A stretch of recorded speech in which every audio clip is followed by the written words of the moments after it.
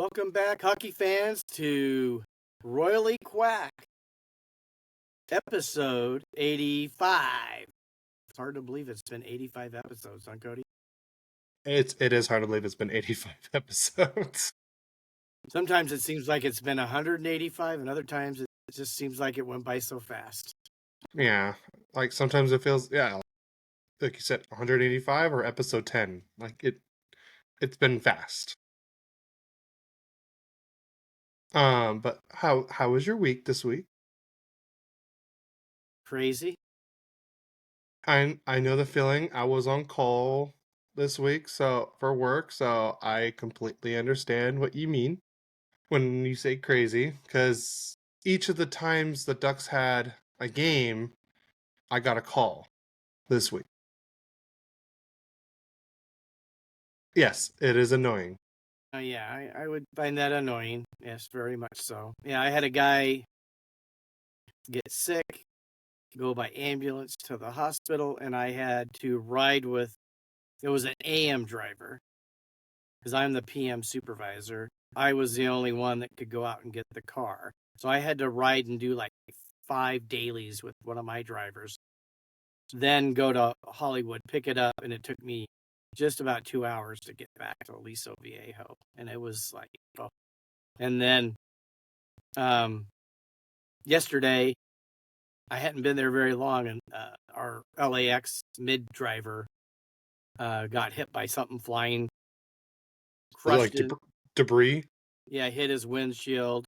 It was not safe to drive, so he pulled over. So then I was there in about 50 minutes. It was over off of right near Hawthorne exit on the 405 North. And so I get there, give him a car, he takes off, and they tell me, they told me it was going to be from 241 to 311. So it's like 1:30 when I'm there. I just had my book on tape on. I put my head back. That wasted an hour because I had a nap for an hour.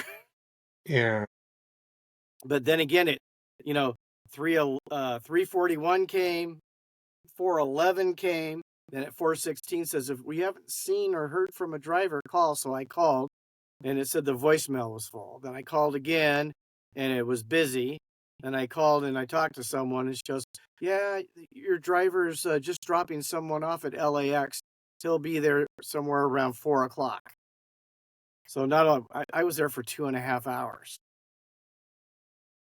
And then, like I said, a 2-hour drive back. Yeah, my last weekend was pretty busy since I was on call. And of course, the guy that was on call before me, he had 2 weeks straight of being on call. And he only got one total call, didn't have to go out. I go on call. Luckily, nothing happened on Friday night, but then Saturday, I got 2 people that called that they were out of gas. So I had to go down there, fill up their tanks, and then and I got to do more than that. I got to do a leak test to see. It's like a procedure. Like we have to see if there's a leak in their line and all this. I got to relay their water heaters and everything. And then I had another customer call in the middle of when I was doing everything, but they weren't a customer, so I couldn't do anything about it. And then I was supposed to go to the mall because they had the Greek and wine festival there. And I guess they're our customer, and I was supposed to go fill up their cylinders. And I called, they're like, "Oh no, we're good for the weekend." And I was like, "Hey, like if we need you, we'll call you." I'm like, "Perfect, sounds good." So Sunday comes around, and normally what I'll try to do when I'm doing all the editing for like social media posts for the podcast and all the reels, I try to knock it out like as soon as I wake up. That way I can just enjoy the rest of the Sunday. Sometimes I'm just lazy, or I'll do it like sporadically through the day. But I had a gut feeling I was gonna get calls, so as soon as I woke up, I knocked it all out, and it's like about 10 minutes after I knocked it all out, I got back-to-back calls, and I had to go out and take care of a couple customers. Luckily, And then the Greek and Wine Festival people call me. They're like, "Hey, we do need the propane. We're almost out, and we still have a lot of people to feed." And I was like, "All right." I'm like, "I got one customer ahead of you, and I'll be right there." They're like, "Okay, perfect." I get there, and they're like, and I'm starving. I haven't really ate most of the day. I was smelling all this great like cooked meat, like food right there. I can tell you, they hooked it up. They gave me this coffee, tasted amazing. And then they gave me a euro, and I demolished it in like about 3 bites, and the thing was like this big. They packed it and everything, and they're like, "You want another one?" I was like, "Yes." And I was like, "Don't." I'm like, "Just don't tell my wife I'm eating this." He's like, "Oh, well, you want some to go?" And I was like, "Yeah, I'll take 2 to go." So I got like 4 euros for free and everything. And I was full after that. Yeah, they were really nice there and everything, and then just being on call this week too. So I it was nice getting a little bit of overtime this last week, but enough about What's that. overtime? Oh, well, your salary. At least you know what you're making. Um, you want to get into the news now? Yeah, why don't you go ahead and start? Okay. You're on the top, so Um, I mean, that's just how I've had it. I don't. If you ever want to go first, I don't care. But it's all right. You you have a little bit more news, and it gives me a chance to put my games on my extra screen. okay? So I'm gonna skip the first one. Just I'm gonna come back to that. Alexis Downey posted that Ian Moore returned back to Harvard over the summer and finished his degree, earning it in economics. He's a smart kid, and you'll be hearing a little bit more of him lately, or in this episode. So I forgot to mention this last week, but when the Ducks win, they have a player of the game item, pretty much. Like I think last year was the fireman helmet because of the LA fires that happened last year. Yeah. This year, they're doing the Coach Gordon Bombay Mighty Ducks jacket that he wore in the first Mighty Ducks movie. So that is the player of the game item. I do not want to be. I do not want to smell that jacket at the end of the season. Yeah, but what a great tribute and everything with that. Um, Next bit of news: the Ducks scored 7 goals in a game for the second time in the 2025-2026 season. A little spoiler alert. Um, and the last time Anaheim had multiple 7-goal games in a season was in 2021 and 2022. Oh, one other thing to go with that. I didn't spoil anything. On the Bruins game? I'm talking about to them. Oh, yeah, but I mean they don't know the scores. I mean, by the time they're listening to this, the game's already over. Okay, but all right. Next bit of news. In the week after the fantastic opening Wild Wing Mask Night giveaway, which this one, um, the Anaheim put it out there that they can buy it on the team store. The Ducks sold 4,700 of them, and this is from Elliot Friedman. The orders came from all 50 states in the USA and 12 countries, including Brazil, China, France, Hong Kong, Italy, New Zealand, and Spain. And then he also added, "Imagine enjoying the scenery in a Vietnam, Venetian. Sorry, yes, Venetian it's gondola. so we're recording this. We're recording this at almost 8:30 on Saturday night. I'm tired. It's been a long day. A Venetian gondola, and someone passes by in a Wild Wing duck mask. Sorry, it's 8:30 at night. A little tired, and everything. I'm drinking coffee right now. For God's sakes, I can't do that, or I won't go to sleep. I'm pretty tired, so it'll be fine. And then I know some spoiler news for the next couple. But Ian Moore will draw in for Radko Gudis because Gudas got an injury in the Nashville game.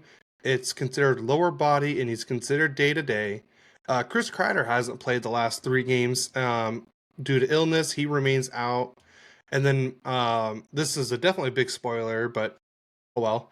By the time we're all listening to this, the news will already be out. But Michael Granlund suffered a lower body injury during the Tampa Bay Lightning game. We're not doing a recap this week. We're going to save it for next week because we already had that planned. And then last bit of news, not really news, but something I wanted to add. But I feel like, and I think it's like at the Kings too, which I think arenas need more crowd involvement in games. So what I mean by that, like, okay, Dad, when we went to the Galaxy game, and yeah, see, you already know what I'm saying, right? Yeah. So, and I love that. And the Ducks used to do this, where before Tim Kepler, the national anthem singer for the Anaheim Ducks, before him, I can't remember her last name, but her first name was Dawn. And during the national anthem, when they says the word Dawn, everyone in the arena yelled Dawn. And it was I love that because so the crowd got involved and everything. And what I noticed when I was listening or watching the Nashville game, that the crowd gets into it with the PA announcer. Like, and it reminded me of the LA Galaxy game. I know where you're going with this, and I love it. And it reminded me of the LA Galaxy games. So I don't know if you people know this. Like, I'm going to just say the name because it's one that when we used to go to the games, it was said a lot. Like, so say Giassi Zardes scored. I think that was Was it Giassi Zardes? It was Zardes. I can't remember his first name. So, yeah. Or how about this? We'll just do Landon Donovan.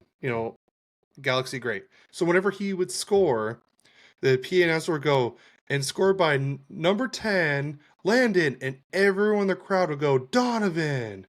And then number 10, Landon, and then everyone in the crowd would go, Donovan. And then the announcer would be like, thank you. And everyone in the crowd would be like, you're welcome. Like, yeah, exactly. I love that. I love that. Could you imagine, okay, since it's Anze Kopitar's last season, he scores a goal, and the goal scored by Anze, and everybody goes, Kopitar! Yes! Anze! Kopitar! Thank you! You're welcome! That shows every player on the ice that everybody's into the game. Yes, I want, and I know, and the Nashville people and I know when Nashville scores, they sing this chant, like "You suck, you suck." I've heard it before because I think the San Diego Gulls they do it too. But I want that. I loved it when we were at the Galaxy games watching that, and I after watching the Nashville game, I was like, wow, I think hockey needs this more everywhere. I'm not just talking about for the Ducks or just the Kings. Seattle, when I was there, they had a little bit of involvement, but not like that. But Nashville, applause. I will give you credit. I love it. And I think all of hockey needs more of that.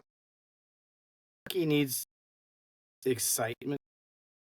And I think I've said it in years past. We're just in between Kings and Ducks news right now anyways. Yeah. So, yeah. But, on a shootout, no holds bar. They can do whatever they want. They got one attempt. They can do whatever they want. If you watched any of the reels for hockey players, and a lot of it comes from Europe because they're allowed to do it. You got a guy doing a pirouette with the puck on his stick, comes back, boom, boom. The goalie has no idea what happened, and it's an easy goal, and everybody's screaming and yelling. You want to make the game exciting again? Let the excitement happen. Let it happen. I really think that, the shootout would be they're probably thinking about not doing it anymore. They're even talking about maybe ties again. I go, because what happens? Get the puck, hold on to the puck, skate in, skate out, keep changing guys out till you get that one little break, and then somebody goes score, but everybody's falling asleep during the 5 minutes that it happens. Now, I know why they do it, because they're not giving the other team a chance to score. Yeah. But if you can do whatever you want, and like I think we've talked about this in off-season episodes, like a shot clock. You can't just hold on to the puck. You get the Yeah. puck, a clock starts just like in basketball. They have a 24-second shot. I If you understand. get a face off, It would you be might hard for them to do that. I get what you're saying, and I Yeah, totally agree. But it would be hard to make that kind of play in game, because I feel like well, they possession gotta changes a lot quicker than like basketball does. sometimes, yeah, But but not really, because it doesn't change a whole lot in overtime anymore. You might get one True. or two rushes per team in 5 minutes. Now, how many rushes do you get in with 5-on-5 like that? You'll probably get at least 3 or 4 each team. Yeah. In 5 minutes, at least. But you're going into stuff in game. I'm talking about crowd. Well, that would get the crowd into the game. True. Let's get the But crowd back in the game. Okay, no, we can get off. agreed. Anything else you want to say about that? We can get off that now. No, I'm good. It's just I love that because it reminded me of when we went to the Galaxy games, and I love that. So, on to Kings news. Corey Perry is back in action. So, fans, what are your thoughts on Perry? I was listening to Kings Talk after the Dallas game. It's a new guy. He's telling everybody, tell me you love Corey Perry. People would call up. One girl said, I can't stand Corey Perry. And he accepted that, but he was trying to tell everybody, you got to love Corey Perry, and people had different takes. And he was telling them, you're co-hosting this with me, and somebody wins when he does it. So I got to say, that's a new twist on the post-game show or post-game talk with the Kings. I'm kind of used to the way it was, but I got to say, I love the enthusiasm this guy had. He's going to take me some time to get used to him. But, I miss Jesse Cohen still. Jesse had this way about him. So, but, he's bounced back. He's got still all the Kings men. He's got Royal Half, I think he's doing now. So he was just on Locked On Kings, too, if you guys want to hear about what happened with Jesse Cohen. Because, he was basically the guy doing a lot of the media stuff for the Kings. So, anyways, let us know what your thoughts are. And you hate him if you play against him. You love him if he's on your team. And I got to tell you, he's played like 3 games, and I can see why the teams would love him. He just does a lot of that dirty little stuff, and at 40 years old, he's still competitive. So I'm not saying I love him, but I don't hate him being a King, because I think he scored a goal, maybe had a couple assists already. We'll have to see. I don't know what happened, if he had anything today, as we're doing this a little late. And when we go to our predictions, those were done before any of the games today. Yeah. And sorry, we'll both vouch for that. Yeah. Yeah. Cody had a thing to do, so we didn't live stream today. We'll be back live streaming next week. And we're sorry for any of you that missed the live stream. That's going to happen a few times a year. Yeah. So the other great news, Kopitar's back versus Nashville tonight. So, and then other news, Burrows is expected back in early November. He's been out, even part of the preseason. And here's my question in Kings news. What happened to our penalty kill? I think we might be the worst team in the penalty kill after being best or second best last year. We got to pick it back up. So now for my Kings news, I'm going to give you my pluses, my minuses, and my equals. Pluses are they're playing well. Minuses, they're not playing well. Equals, they're okay. So pluses, obviously Adrian Kempe, over a point a game. Quentin Byfield, a point a game. Fiala leads the team in goals. I think before when I wrote this, he did. It might be Kempe now. Clark has played well. Doughty's played well. Kuzmenko's played well. These are my minuses. Fogle, Deneau, Moore, Laferriere. Goalies, name any of them. Dumoulin, Ceci, and Hellenius. So those guys got to pick up their game if we're going to be a playoff team. If not, we are not. Equals, Anderson, Turcotte, Armia. Kopitar, just because he's only played in half the games. He is a point a guy for 4 games. But he hasn't played, so that hurts us, so he's an equal. And Milan. So those are my pluses, my minuses, and my equals for this week. We can now move on to league news. Do you want to start it, Cody, or want me to? I'll start it. So, on Thursday this week, they had a flashback game, pretty much. Or how this Throwback Thursday kind of thing, where they had the Colorado Avalanche versus the Carolina Panthers, Carolina Hurricanes, but the Colorado wore their Quebec Nordiques new uniforms, and the Carolina Hurricanes wore their Hartford Whalers uniforms. So we had the Nordiques versus the Whalers kind of game. That's kind of cool. I love that. I like throwback. I do love the throwback. Honestly, like is the Hartford Whaler like logo one of the best logos in history? It's right up there. I would say it's up there. Yeah. The Hartford, I love the logo, and the colors I love and everything too. It's like even though it's like the complete opposite of the Hurricanes, but it's such a great look. And I know everyone was saying with this game, like hey, since was it on Nordiques they have the number 8 is retired for one play. I can't remember the player at the top of my head, and that's Cale Makar's number. And number 19 is retired for the Whalers, and Keandre Miller wears that number for Carolina. Should they, for each of those players, not wear those numbers for that game? It was a big thing. Did they?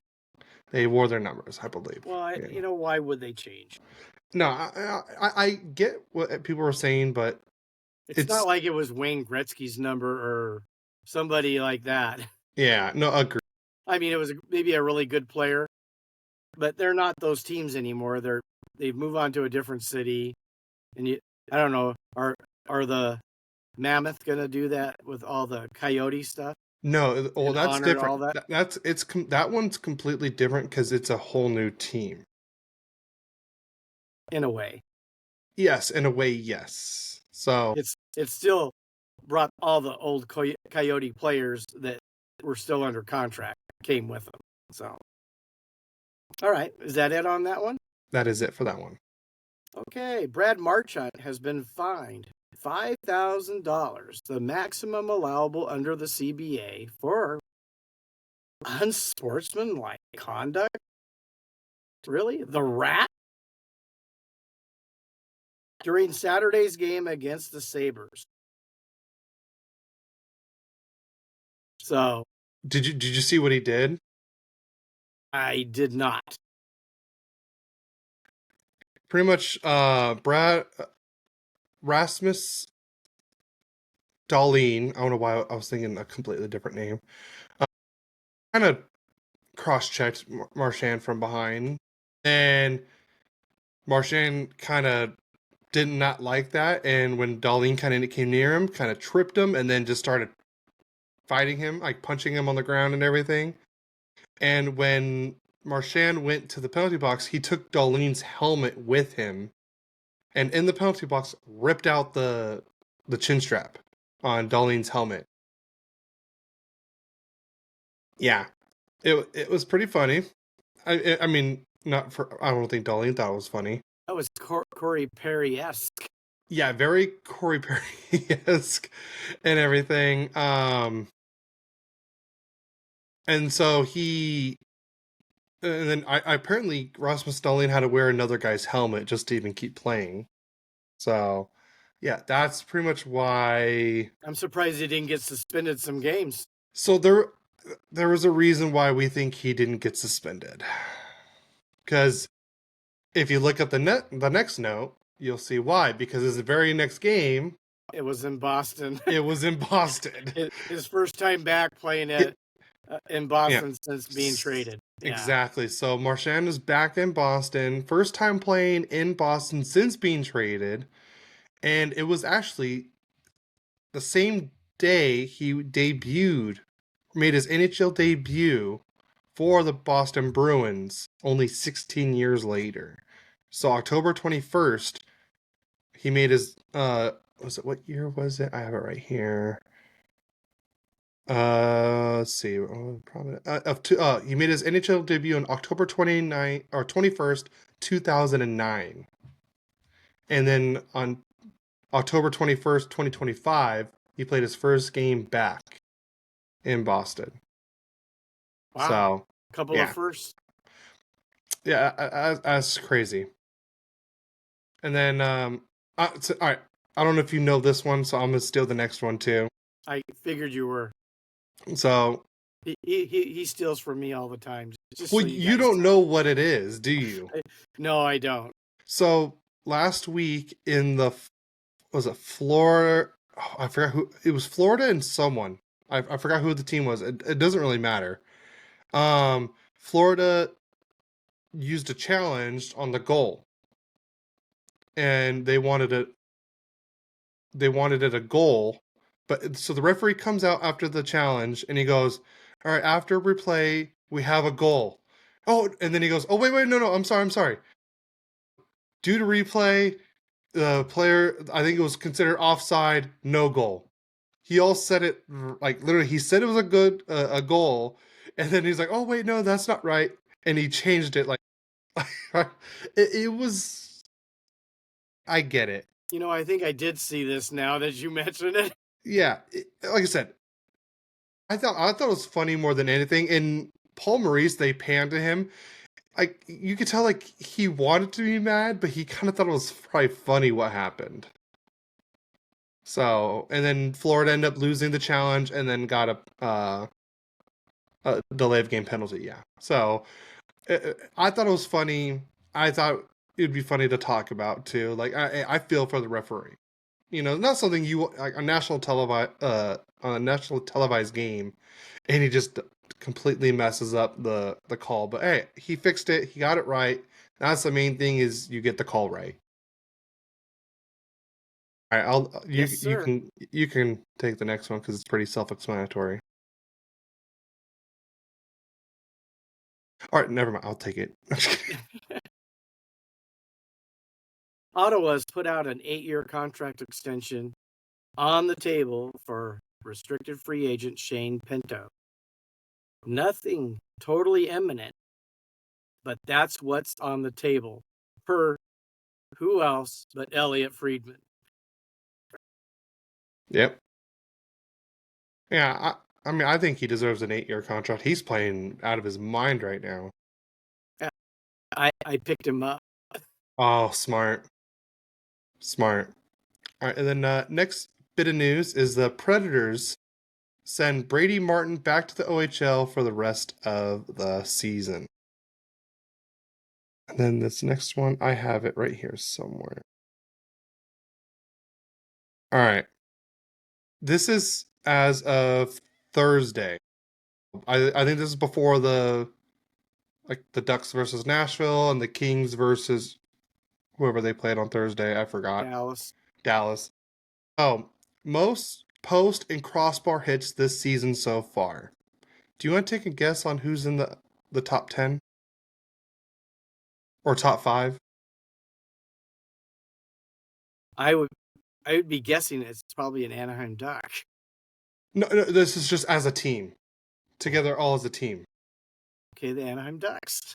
They're number 2 with 14 crossbars You and would posts. put it in there if it didn't have Ducks in it. So or Kings. You don't know that. Well, they hit a few today. The Ducks have been hitting a lot of crossbars and posts. I've noticed that too. But yes, I probably wouldn't have put that in the notes. But so I'll just tell you. Buffalo is number 1 at 15. Anaheim has 14. Minnesota has 14. Calgary has 12. Pittsburgh has 12. Washington has 12. And all these teams have 11. Carolina, Florida, Montreal, Tampa Bay, and Vancouver. So that's all from Thursday, based off of Thursday. It's probably changed by now, but I don't have those exact stats right now. So that's not even a shot on goal, right? It's not on a shot on goal. I knew that. As a goalkeeper in soccer, I knew that. Yeah, I mean, we shoot them on; they just don't go in. Yeah, it's only considered a shot on goal as if it goes in, or the goalie makes a save. I knew that. So Utah's Alex Kerfoot is out Kerfoot. It's been one of those days. It's been out 8 to 10 weeks after surgery on a core muscle injury. Yep. And then the Golden Knights are expected to convert Carter Hart's PTO with the club to a 2-year, $2 million AAV contract per Darren Dreger. He's eligible to play as soon as December 1st. And the Canadiens forward Patrick Laine will miss 3 to 4 months after undergoing on a core muscle injury also. And they've been playing pretty well without him. Yeah, I think Laine is only those like specialty players, like someone you want on the power play, and that's it. Well, he's a goal scorer, that's for sure. He is a goal scorer. He is. And the last bit of league news is the Nashville's captain Roman Josi is out week to week with an upper body injury. Out again. Yeah. He's had some injury and illness issues. That's Laine too. He's been injury prone a lot. Very, very true. Yeah. All right. Do you want to start with the game recaps, or you want me to start? I'll start. I think I had the first game, right? Saturday. You did have the first game, yep. Let me get that game.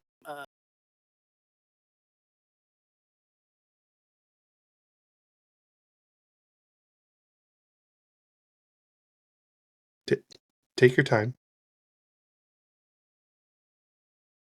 I was moving it up instead of over. So the Kings played the Canes. Didn't start out pretty either. I see that. So let me start with the scoring. First period, it was the Jordan Staal show. He got his second from Carrier and Martinook at the 12-second mark to make it 1-0. How lovely was that? And then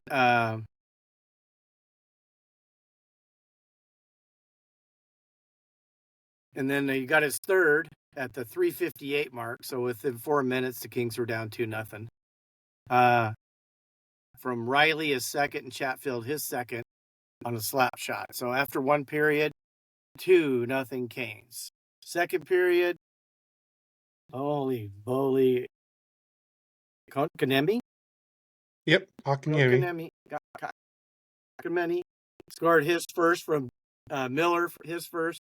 3:43 into the second period, 3-0. So it was looking kind of bleak for the Kings at that time. But then Trevor Moore got his second from Deneau and Edmondson a minute later to make it 3-1. Then on the power play, Andrei Kuzmenko gets his second from Byfield, his fourth, and Kempe his fourth at the 16:04 mark, and it's 3-2. Then we go to the third period, and at the 11:02 mark, Kevin Fiala gets his fourth from Adrian Kempe, his fifth, and we go to overtime. Didn't last too long in overtime, but a minute 45 seconds in, Seth Jarvis gets his sixth from Aho, his sixth, and Miller his second on a wrist shot, and Carolina beats the Kings 4-3 in overtime. But being down 3-0 coming back shows some grit. Carolina really just kind of dominated this game in most every category. 40 shots to 28, 62% to 38% in the faceoff circle. Now, the Kings were 1 for 1 on the power play, and they were 0 for 3. Yay, penalty kill finally worked. Hits, the Kings out hit them 29-18. Block shots were even at 20-20. Giveaways, Kings 21, Kings 16. Takeaways, Kings 7, Kings 4. And then let's go to the 3 stars. Adrian Kempe with 2 assists was the 3rd star. Jordan Stahl with 2 goals is the 2nd star. And Seth Jarvis scoring 1 goal is the 1st star. Just because I guess he got the game winner. I would have given it to Stahl. I mean, He did. I thought he did more. And that's that game.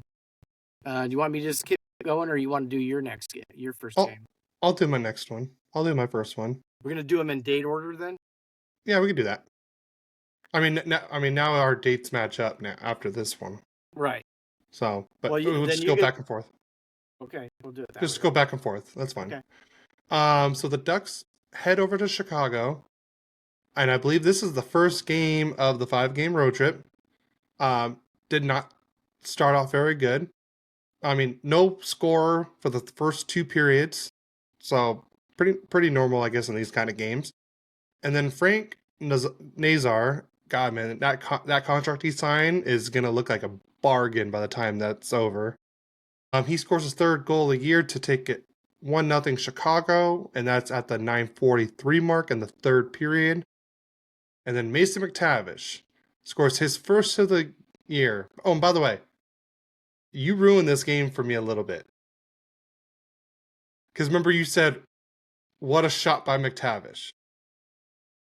And I was watching this game. I'm watching this game. I'm like, okay, why would my dad text me that if, McTavish had a nice shot and it didn't go in?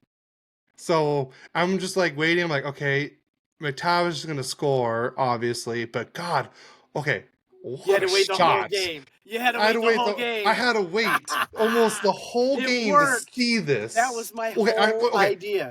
It wasn't the whole game because I was able to watch the first period, and then I had to go out on call and then come back. Luckily, the call wasn't very far from me, thank God. But you texted me that. I'm like, why? Why would you do that to me? Thought you were. But I will say, you've been on call way too much. I'm on call about every 5 weeks. Seems like you're on every week to me. God, I don't want to be, but at least the overtime's nice. So, but okay, but what a shot by McTavish! Like that was right? No, you were right. Just, you didn't have to say it before I watched it, and I don't know how he made that, but he did.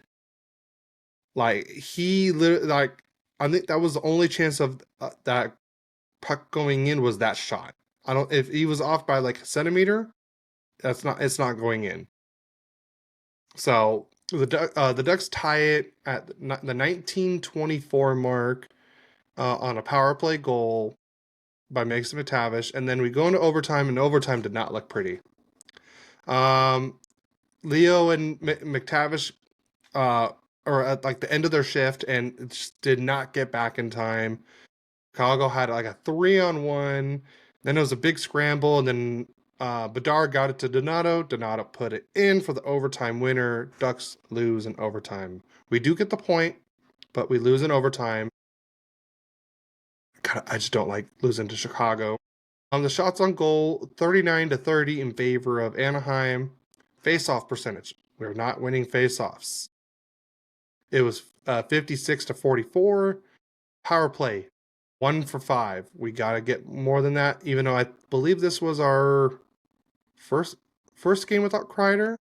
So the power play has been a little off since without him, but we got to figure it out without him in the lineup as well. 30 hits to 28 in favor of Anaheim. Block shots, 12-9 in favor of Blackhawks. Giveaways was even. Takeaways, Anaheim had 8. This was the first game against the Chicago Blackhawks out of 3, so now Chicago has a 1-game lead on us on that. 3 stars of the game was Frank Nazar with the 1 goal. Donato was the 3rd star with 1 goal, 1 assist. And Spencer Knight was, I would say he's easily the 1st star. He was the only reason why Chicago was even in this game. Spencer Knight was the number 1 star. Only gave up that one goal, which, like I said, it had to take a perfect goal to beat him on that one, and that's what happened. The Ducks had 16 shots in the first period, 17 shots in the second, and 13 in the third, and 3 in overtime. The Ducks got goalied in this game. So it happens. Yep. So on to your next game. So the Kings are in St. Louis on Tuesday the 21st. And let's just go to the score. For the first time in a long time, the Kings take a 1-0 lead, and Alex Laferriere finally gets his first goal from Adrian Kempe early at the 147 mark to put the Kings up 1-0. Then it's kind of quiet. That's it in the first period. There was nothing in the second period, but with the 2:18 mark on the power play, Justin Falk got his first from Thomas, his second, and Kyrou his third to tie the game. And then the game goes to overtime. And on the power play, Adrian Kempe gets his third, assist Kuzmenko his third, Fiala his second at 150 of the overtime period for the Kings to win 2-1. A little bit about the stats. Kings outshot them 28-18. On the faceoffs, Kings lost this again. They used to be better. Of course, they don't have Kopitar, who's probably top 5 in the NHL in faceoffs. 53-47%. Each of them were 1 for 3 on the power play. Hits, St. Louis 20, Kings 11. Blocks, 9 for the Blues, 14 for the Kings. The Kings keep leading the giveaways, 19-12, but they did take away them 7-3. So let's go to the 3 stars of this game. Jordan Binnington, who made 37 saves. So his goals against average is 1.94, and his save percentage was 9.29. Kemper was a 2nd star. He had a 944 save percentage and goals against of 0.97. And obviously the number 1 star, Adrian Kempe, give him a contract, please. 1 goal and 1 assist. If he wants $12 million, give it to him. Let's go. All right. On to your next game, Cody. All right, our next game. Let's see. Where'd it go? Give me a second while I pull it up. All right, next game right here. So the Ducks head over to Nashville for game 2 of the road trip. And so in this game, you didn't spoil it for me, but you did say something but like I said, you did not spoil this one. All you were going to say is you're going to laugh. So I didn't give anything away. No, I didn't say you did. I said you didn't give anything away. You didn't spoil anything, but you just texted me, this game is going to make you laugh. So, this is number, let me go to my notes. Game number 6 And it took us 6 games to finally score the first goal of the game. And if you would have given me a million chances to guess, I still would have never guessed who scored the first goal of the game for the Ducks this season, and that was Ross Johnston. So Ross Johnston scores the first goal of the game, assist from Gudis and Minty at the 8:52 mark. And then Tyson Jost ties it up for Nashville, so we're tied 1-1 after 1. And then Leo Carlsson gets his third goal of the year, assist from Trouba and Cutter, to take the lead in the second period. But then Philip Forsberg gets his second of the year to tie it up at 2. And then Cutter Gauthier gets his fourth of the year on a snapshot at the 15:07 mark, assist from Trouba. And so now it's 3-2 Anaheim, and then Beckett Seneca also gets his third of the year, assists from McTavish and Johnston. Yep. So right now, with this Beckett Seneca goal, Ross Johnston gets a goal and an assist. Not bad for a human traffic cone. Yeah. So as soon as that assist happened, I'm like, I think I know what my dad's talking about. So now it's the Anaheim's leading 4-2 after 2. And then Troy Terry scores his first goal of the game finally. Paling gets his first point as an Anaheim Duck. And then Ross Johnston gets his second assist of the game. And not only does Johnston get a 3-point night, nope, he topped it off by getting the Gordie Howe hat trick by getting in a fight. So he had a goal, an assist, and a fight to complete the Gordie Howe hat trick. And never would have thought that Ross the Boss Johnston was going to be... Ross the Boss? That's his nickname, apparently. Human traffic cone. No, hey, it's fine. He proved... I think it was maybe a Greg Cronin thing with Ross the Boss, but I mean, he is playing better. I mean, that's why I don't think I've called him the human traffic cone this season yet. Yes, you have. I have? Oh, I didn't think I have. I thought I was waiting. At least, all right. Someone quote me on that. If I've called him the human traffic cone this season so far. I didn't. If anything, it was maybe once. But anyways. So the Ducks win this game 5-2. We outshoot the Predators 32-28. Hey, we finally won the face-off percentage 55-45. 0 for 5 on the power play, but like I said, we gotta fix the power play. It's looking good. We gotta finish on the power play. Ducks led the game in hits with 23-16. Nashville led in block shots 11-9. Giveaways 13 for Anaheim, 16 for Nashville, and 7 takeaways for Anaheim to Nashville's 5. So the Ducks take the first game of the season series over Nashville 5-2. And here are your 3 stars of the game. Tyson Jost with the 1 goal. He's the number 3 star. And then Cutter Gauthier is the number 2 star with 1 goal, 1 assist for 2 points. And who's the number 1 star, you might ask? The human traffic cone. Ross the Boss Johnston with a goal, 2 assists for 3 points, and the Gordie Howe hat trick. I believe that was his second career multi-point game. And you want to know who the other time he had his multi-point game? Was against the Anaheim Ducks. When he was part of the Islanders. There were fans waiting outside of Honda Center for him. I just sent you a picture.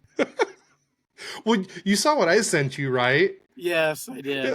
Like as soon as I realized it, and I was like, okay, that's funny. Like I said, you didn't spoil it. I will say you finally didn't spoil a game, and then as soon as he got that assist, I'm like, oh crap, I know what he's saying. Yep, he completed it with 3 points and the Gordie Howe hat trick. So, Yay. you know, Ross, good job. You know, you get, I'll give you some leeway now. You know, you're not the human traffic cone right now, but you're Ross the Boss Johnson right now. So that completes our second game of the week. So we'll go on to our third game of the week. And Thursday, we are in Dallas playing the Stars. And we got off to a decent start even in this game, even though I think we were kind of outplayed. But scoring his first goal as a King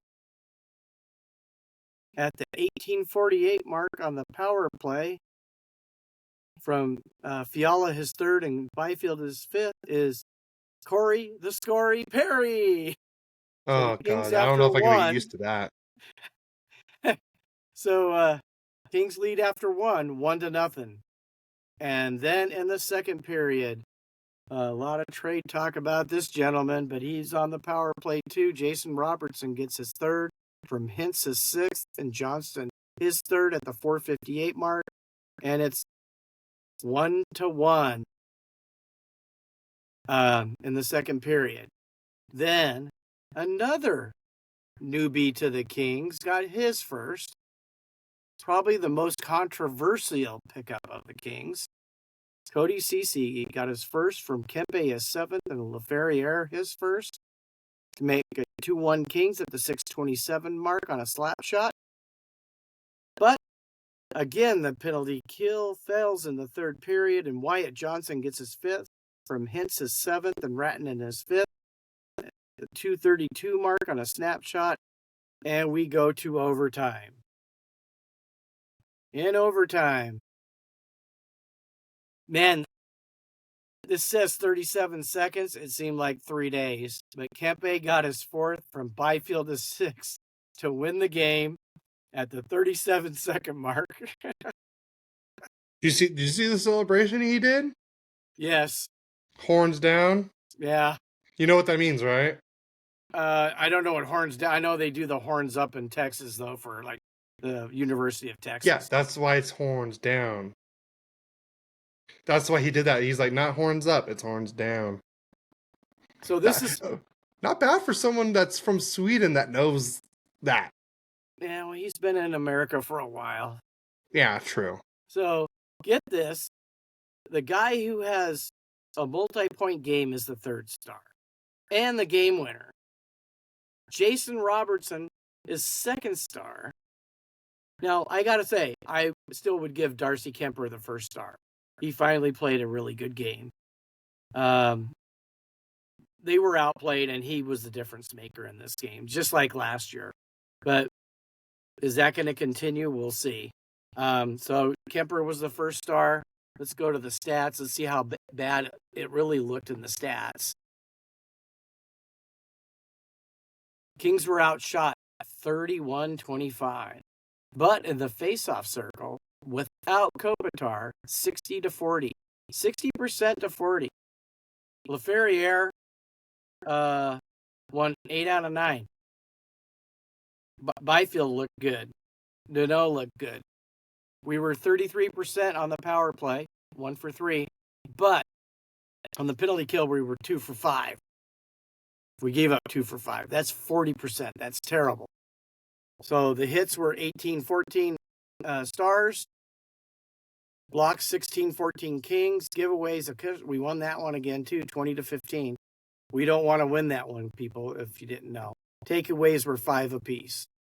So 2 games in a row. Could it be a winning streak?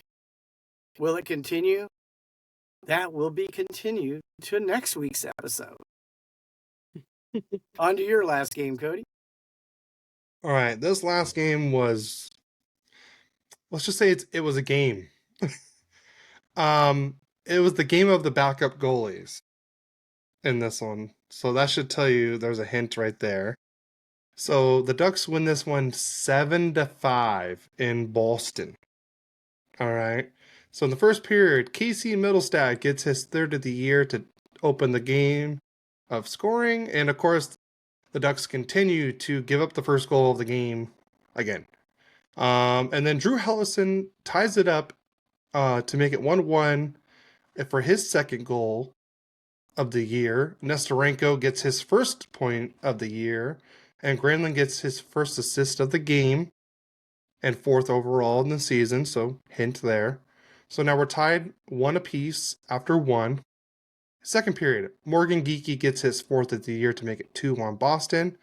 And then Cutter Gauthier, 5th of the year. And then assist from Lacombe, his 2nd, and Carlsson, his 5th. So we're in, game number 7 right now? Yeah, game number 7, Cutter already has 5 goals. If you guys remember right, Cutter didn't score his first goal till the 16th game of the year? Yeah, but what did I tell you? Just wait. No, I told you. He's going to go off. You were talking about McTavish, and I go, the guy that's going to take off is Gauthier. He's a goal scorer. He just has a nose for it. You can see it when he plays. Oh, yeah. Oh, you could tell right away. And he's not just a shot. He's a playmaker, too. Yeah, but, I mean, he's going to score goals because he's just got a nose for it. And I told you, look out. He's going to be like Byfield. Yeah. Key for you guys to succeed. Yeah. I think he's the key guy. Yeah. So then Jacob Trouba gets his 1st of the year. Nesterenko gets his 2nd assist of the game. Yeah, 2nd assist of the game. And then Granlund gets another assist. His 2nd of the game, 5th of the year. So now it's 3-2 Anaheim. And then Mason McTavish on the power play ties it up 3 apiece. So now it's tied 3-3 after 2 periods. And then Michael Granlund finally gets his first goal as an Anaheim Duck on the power play. Assist from Terry and Vetrano, so now the Ducks lead 4-3. And then Sam Colangelo gets his 1st of the year from Paling and Trouba, so now it's 5-3 Anaheim. And then David Pastrnak gets his 5th goal of the year on the power play, so now it's 5-4 Anaheim. Then Morgan Geekie gets his 5th of the year. So now we're tied 5-5. And that's at the 14:57 mark. But then, never fear, Troy Terry gets his 2nd of the year. Nikita Nesterenko gets his 3rd assist of the game. And Granlund, his 3rd assist of the game. So 6-5 Anaheim. And then Michael Granlund on the empty net scores his 2nd of the game. 2nd of the year, his 5th point of the game. But get this, Nikita Nesterenko gets his 4th assist of the game. So the Ducks had a guy with 5 points and 4 points in this game. And I believe that was the first time in I don't know how long we had since I think 2015 that the Ducks had a guy with a 5-point night. And that was Michael Granlund's first career 5-point game. So, shots on goal, the Ducks got completely outshot this game, 42-30. Lost in the faceoffs, 58-42. Power play. The Ducks were 1 for 3, not bad, but the penalty kill was absolutely horrendous in this game. I gotta look up, I want to say Boston in their 2 power plays. So in 2 power plays, that's a total of 4 minutes. I don't think they had more than 20 seconds on the power play in this game. Boston scored, I want to say, on the first shot each time. Yeah, it was bad. So, let's see the hits. We got out hit only by 1, 18-17. Block shots, we had 22-15. Giveaways, we led in that 20-18. Takeaways, we only had 1 takeaway to Boston's 4. Peter Mrazek, I'm going to talk about you for a second. Hey, I know everyone has bad games, but, it's okay to stop the puck. It's okay. You can do that. That's your job. In 2 games, you're 2-0-0, but yet you've given up 11 goals in 2 games. And I believe he's at like a 878 save percentage, which is not good at all. I'll have to double check that actually. But it's just not very good. Let's see if I can pull it up. Let's see if I can pull up for the Ducks. Well, he is at an 831 save percentage right now. Yikes. So let's go to the 3 stars of the game. Okay. Like I said, I never understand the 3 stars of the game. I'm gonna change it. I'm gonna take one player out and add one player in. I'll keep the Pasternak one in. He's the 3rd star of the game. He had a goal and assist. We'll keep him. 2nd star of the game, they put Troy Terry for the 1 goal, 1 assist for 2 points. Yeah. I'm going to put Nikita Nesterenko as the number 2 star. 4 assists in the game. You deserve to be a star. Really? So, yeah. So, Troy Terry, nothing against you. You're playing great right now. Thank God you're finally you're getting used to the system. You're playing great, but I'm gonna slide Nikita Nesterenko into the number 2 star, and the number 1 star, as obvious, is Michael Granlund. 2 goals, 3 assists for 5 points. So, good night. So I know we haven't done this yet, but who's your player of the week This week? of this last week? Adrian Kempe. Okay, that's an obvious one, I guess. For me, oh god, that's hard. Like, I've liked the way certain players have played. Granlund's been picking up. Troy Terry's looking a lot better now. I mean, even Truba's looked good. McTavish has looked good. Seneca's looked a little off lately. But he's a rookie. I understand that. I'm gonna have to go either Granlund or who's the other one that scored quite a bit. I mean, Cutter's looked great too. Carlsson is he's a game changer, man. Like, he looks so good. Like, I'm not a stat person. I don't know like the whole goals for percentage, goals like all that core. I don't understand any of that. I'm a eye test kind of person. I like watching the game, seeing how they play, but man, Cutter and Leo are just they're dominating the games when they're in. Like, you could tell when they're on the ice. I'm gonna go with Granlund because he had the 5-point night. So that's gonna be my Ducks player of the week. So, but before we get out of here, and I do want to, or let's do the predictions first. Yeah, I forgot about that. Okay. Let's do predictions. You have 3 games. I have 4. Do you Yeah. want me to just do mine real quick? Yep. You knock yours out, and like I said, you and I will both vouch for each other that we had these picks in before tonight's game, even though we're both wrong. So it's not like you're blowing it now. Well, everyone is gonna know. Okay. Kings versus Preds. I have the Kings winning 5-3. Then tomorrow they're playing the Blackhawks. I have the Kings winning 5-2. Then the Sharks win 7-4. And then against the Red Wings, 4-3. 7-4. Going for the touchdown, huh? Well, we're not playing very good defense, so I got to give them some goals because they got a talented offensive team. True. Well, the Ducks played, earlier today. I don't know why I have Sunday on there on my thing, but it's Saturday. I had the Ducks winning 3-2. I'm obviously wrong on that one.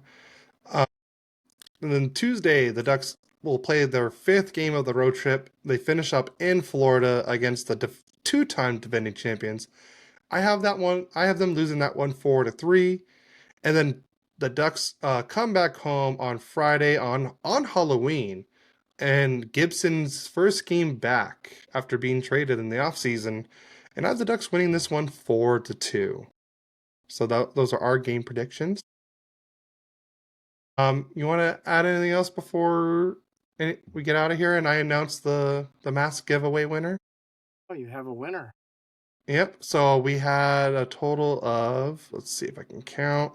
1, 2, 3, 4, 5, 6, 7, 8, 9, 10, 11, 12, 13, 14, 15 people put in for the winner. You want to add anything else before I announce the winner? No? All right. So I'm going to spin the wheel right here. You got a wheel you're spinning? Yeah, I have a wheel I'm spinning. And the winner is Santana.Wes.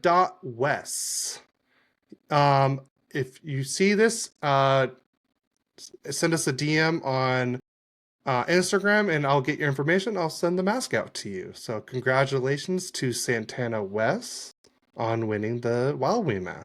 Hey, congratulations. Yeah. And you guys can thank DJ Jojo for that mask. He's the one that gave me the extra mask to give away. So you guys can thank DJ Jojo for that one. So, next time you see him and say hi, like, hey, I won that mask because of you on Royally Quacked. So, what? You want to add anything else before we get out of here? No, it's been a long day. It's late.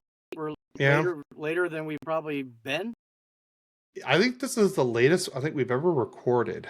Yeah, so I want to go back to the normal recording when I'm fresh and ready to go. Trust me, I did too. I did too. But we had fun today. We had some time with friends and everything, and yeah.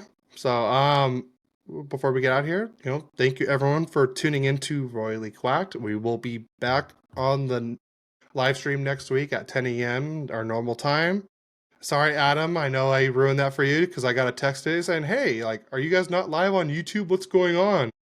And I was like, I put out on social media yesterday that we're not doing a live stream, and I was driving, so I wasn't able to text him right away. And he's like, "Oh yeah, I saw that about 30 minutes ago. We're good now." God, I love you, Adam. But yeah, so just make sure you follow us on social media at Royally Quacked on all social media platforms, and also hit the download button on all podcast platforms. And on Apple Podcasts, you can leave a rating and a review. We'd much appreciate if you guys left us a review or a rating, and same thing on Spotify. Leave us a review or even comment on the video or on the episode right there. You can do that. Guys, please help us. We want to get to 100 subscribers as fast as we can for this channel. We'd really appreciate it. I think right now we're at 60, so help us get to 100. I want to get to 100 before the end of the new year, at least. So just help us get there. Tell your friends, tell your family, tell your neighbor you hate. Tell everybody. Tell that person that just cut you off in traffic, hey, go follow and subscribe to Royally Quacked. There you go. Instead of cussing them out, just talk about Royally Quacked. Yeah. So if you want to torture them, then send them our way.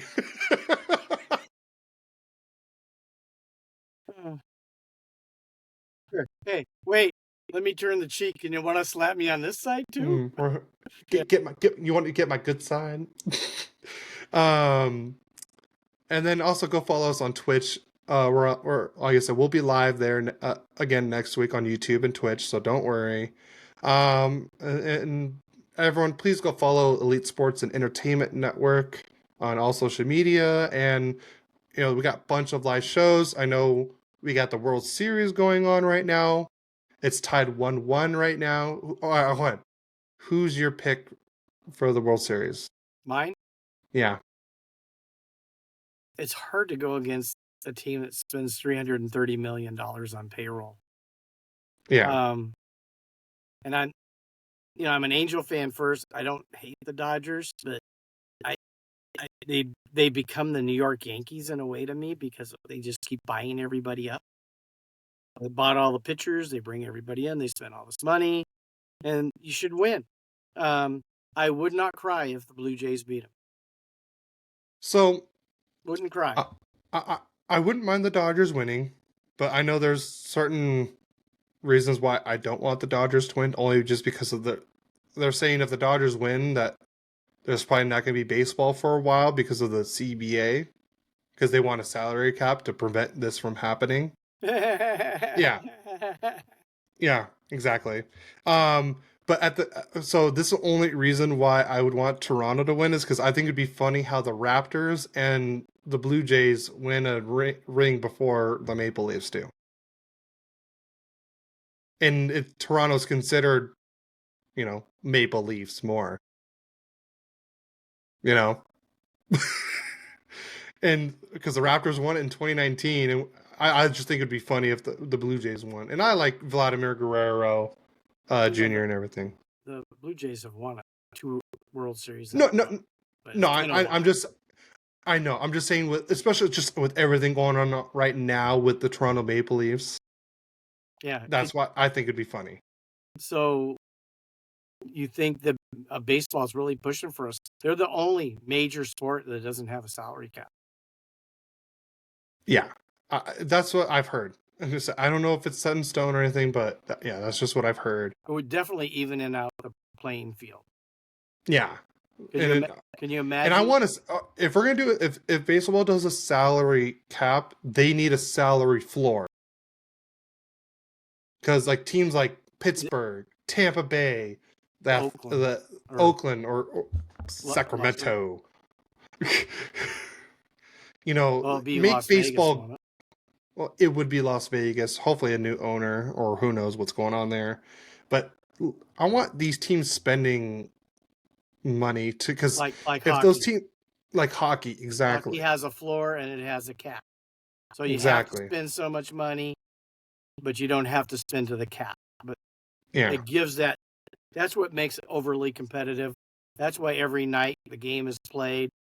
There are very few just easy games. It might be 7-2, but it's highly competitive. Yeah. So you watch them play. It is. So, and if baseball could be that, there's hope for the Angels. Maybe what's his name again? Sell the team. That's the only way I'm going to see the Angels be better is when Artie sells it. I don't want to talk about that, but all right, you ready to get out of here? I'm tired. Yeah, I know you're tired. Yeah. So, all right, well, we'll see you guys next week on Royally Clocked, and just remember, let's go Ducks. Go Kings go. See you next week.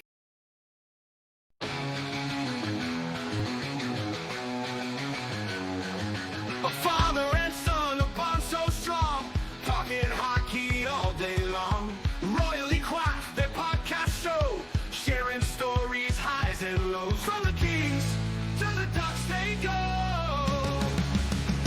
Shout and go Kings go, my back they cheer. My father and son, their passions